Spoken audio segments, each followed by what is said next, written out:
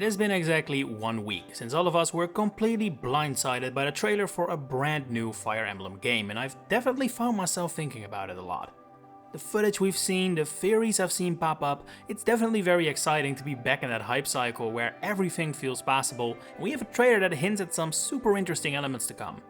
So I figured I'd go over some of the talking points that have really stood out to me and kept me thinking this past week, and share my thoughts and theories on how I think Fortune's Weave is actually gonna be like when it arrives next year.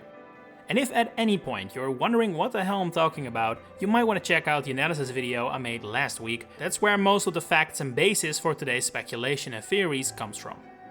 With that said, let's get started with the question on everyone's mind. How does this game tie into Three Houses? That they are connected is beyond obvious. We have several crests from Fodlan present in the trailer, Dietrich is a near copy of Jeritza and carries a hero's relic, and we have freaking Sophis back, so that they are connected is undeniable. But whether this story is set before or after Three Houses is very difficult to say, and what especially makes it tricky is the way the trailer is presented. You see, vibe-wise it screams prequel. Simply put, the real-life inspirations of this game, which are more Greek-Romanesque, predate the inspirations of Three Houses, medieval times, within our real-world history, so we automatically associate it with being further back in the past. Aesthetically, it feels weird to think this may actually be the future when, based on what we know from real life, it appears to predate it. But when purely looking at the facts, it borderline can't be a prequel. The crests didn't exist prior to the 10 elites and 4 apostles getting them, yet Kai has a crest we know Aubin, one of the apostles, carried with him until very recently before the events of Three Houses, on account of how Yuri received his crest. A huge part of the game's story is that Sophis is awakened for the first time in millennia, so if she's here, that means this has to be said either before she dies, which is impossible due to the presence of the crests and the hero's relic, or the most logical conclusion, I would say, it's said after the events of Three Houses. Which would mean that, presumably, Kai is Yuri's descendant, Dietrich is Jeritza's or Mercedes, and Leda is Happy's. I've also heard some people speculate the game could be set around a similar time as Three Houses, just in a different region, like Almyra or Dagda, but that also feels very unlikely. Not only does that leave Sophis as an unexplainable presence, as she is presumably still stuck in Byleth during this time, it also makes it hard to explain why the crest of Thraldarius appears on a pedestal. Why would it ever be there if this was a faraway region during the same time? Now, I must admit that due to the fact that Three Houses has several paths that are equally canon or not canon, plus the fact that the game leaves several plot beats unfinished, there is a lot of wiggle room for IS, or Koei Tecmo perhaps, to tie this game into Three Houses using a bit of, oh no, actually, this is what happened. Unreliable narrators are a huge focus of Three Houses, so it wouldn't be entirely impossible, albeit a little cheap, if IS pulled a fast one on us and said oh yeah, this didn't actually happen, like with Aubin for example. I'll doubt they will go that route though. I think it's even more likely this is set in some sort of alternate timeline, similar to Three Hopes, rather than them effectively soft retconning some of Three Houses' often praised lore and world building. So, in case you haven't noticed yet, I think Fortune's Weave is a sequel to Three Houses. Or rather, I'm in the camp that believes we are looking at an awakening to Shadow Dragon relationship here, with Fortune's Weave taking place a very long time after the events of Three Houses. Now, I do expect more tiebacks due to the lore of Fodlan being way more established than the lore of Arcania, and it definitely seems like the game takes place somewhere else than the literal locations we know, but timeline-wise, I think a lot of time has passed since the events of the first game. Not only would that allow IS to follow up Three Houses without having to make any route canon, it's also better to get new players in if it doesn't feel like you have to have played Three Houses in order to get into Fortune's Weave. It would put the game into a nice balance of being able to reference the past beloved game without having to rely on it too much and feel restricted, which I think is exactly what we see in this trailer already. Yeah, the game is clearly tied to Three Houses' world, but it also completely does its own thing, in a way that I can only really see being the result of a far in the future setting. It does leave Sophis as a weird presence, cause there's literally one ending to Three Houses where she disappears. But Sophis in general is such an enigmatic character that it doesn't feel out of the realm of possibility for her to just return for some reason. And if we assume her dialogue in the trailer about her being forgotten about is actually from the game and not just for the trailer, then that's also definitely a strong hint towards this being the far future. Alright, that's enough of the potential lore of a game that's still a year out. Let's talk about something the trailer doesn't hide away from us: the characters. We get 4 new, presumably main characters: Kai, Dietrich, Theodora and Leda, who presumably take over from Byleth, Edelgard, Dimitri and Claude as our new leads.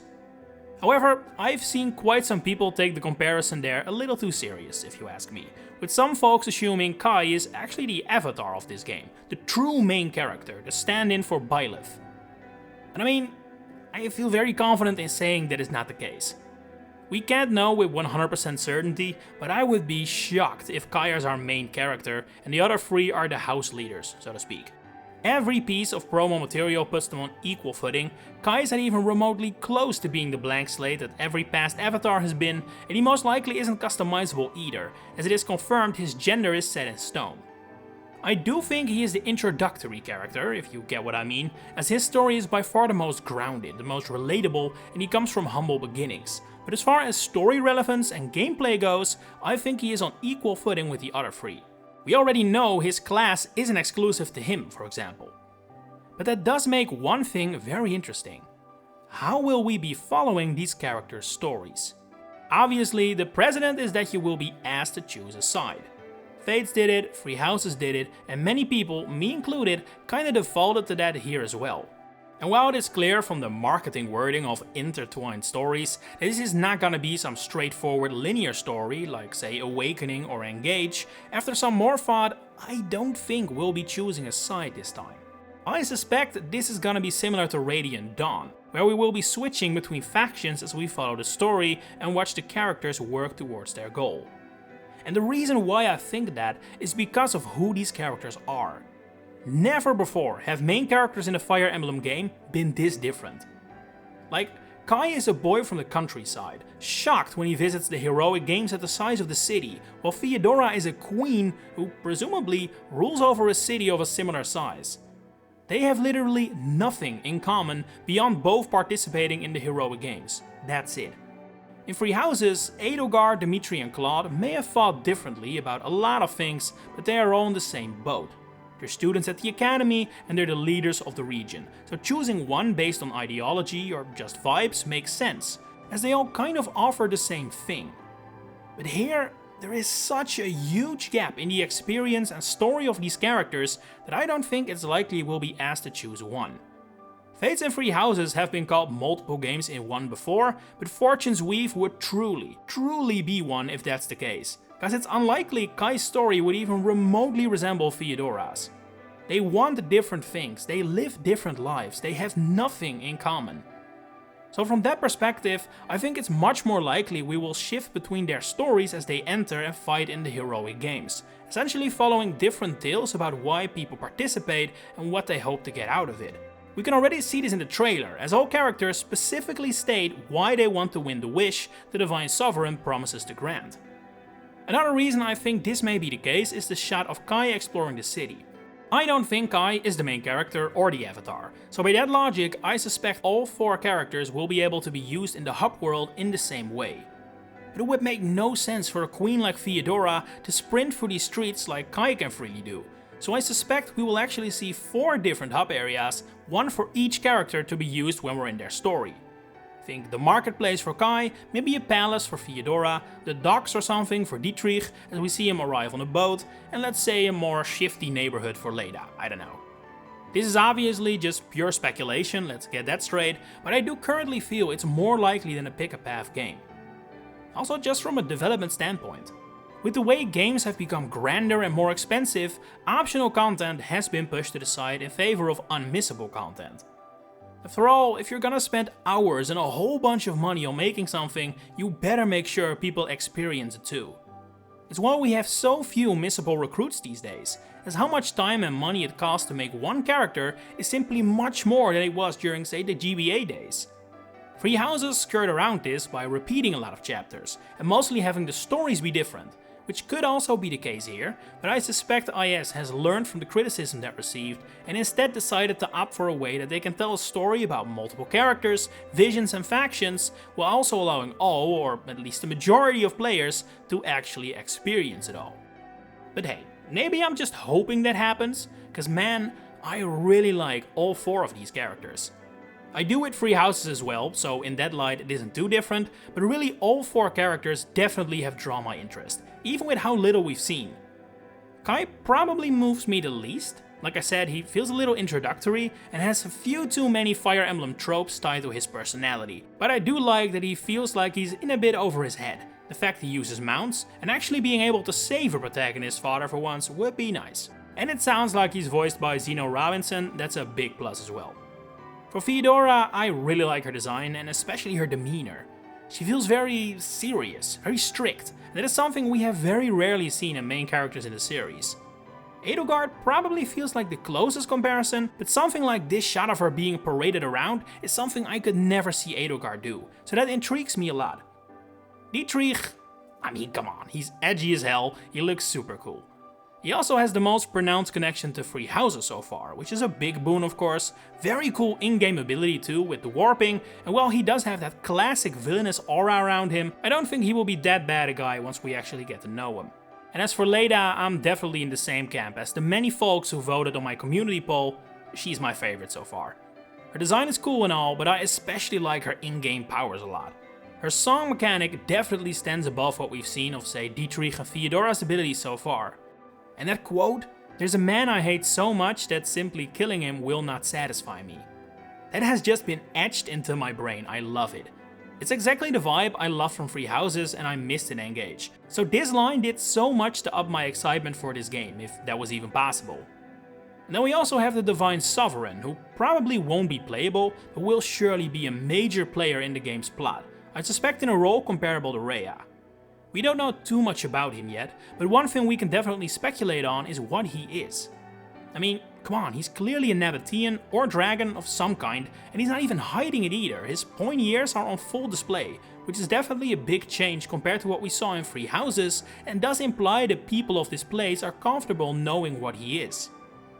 I think this could potentially be tied to the wish he vows to grant. If he was actually capable of granting a wish, that would definitely go a long way in earning people's devotion without having to hide who you are. This is also the point where I want to bring up the scene with Sophis, where we see her clearly speaking to someone of who we see the POV. And out of all the characters we have currently met, I would say the chance of her speaking to the Divine Sovereign is the biggest. I just can't see her speaking to Kai or Dietrich like that, especially not since I suspect them all to be main characters on equal footing. But this being the POV of the Divine Sovereign does make sense, especially if he's a descendant of say Byleth. And keep in mind that this also doesn't have to mean we can play as the Divine Sovereign. Free Houses opens with a scene none of the main characters could ever watch, yet we as players get to see it. That might very well be the case here too. And while that has been pretty much every major aspect of the trailer, I do want to highlight the more hidden units we can already spot in the trailer. There are a lot of them, as I pointed out in my analysis, and can I just say, I love what I'm seeing here. This is shaping up to be by far the most diverse cast of characters we have ever had. Not just in skin color or hair color, but also in age, and as far as we can tell, character archetypes. I mean, there's literally a guy dressed like a pirate with an eye patch here. I'm dying to know his story. But yeah, more diversity in Fire Emblem is something that I think many of us have been wanting to see for a while, and not just because it's more accurate to reflect the world as diverse as it is, but also because I suspect the difference in experiences will be a key point of this story, in which case it's good if you have a cast consisting of characters from all walks of life. It's still early days, obviously very early days. For all we know, all their designs could be varied, but their personalities identical, but at the very least, it seems to indicate the continuation of the design changes we have seen in recent entries, but who really turned up to 11 this time around. There's obviously still a lot more to discuss and theorize about what we've seen so far, from the several more characters that are briefly shown to what we've seen from the gameplay so far, with what seems like the Blaze arts at least taking after Engage and the emblems a little. Not to mention a potential release window, or whether Koei Tecmo will be involved heavily again like with Free Houses. But I think I've said most of what I feel could be discussed, based on what still is a simple first trailer at the end of the day. I mean, look back at the early material for Free Houses, and a lot was changed between that initial look and the final game, so I don't want to go too overboard in analyzing these first 2 minutes. He says after making like 40 minutes of discussions out of it. But hey, don't let me stop you. What are your thoughts and theories on this first review of Fortune's Weave? Share it in the comments below.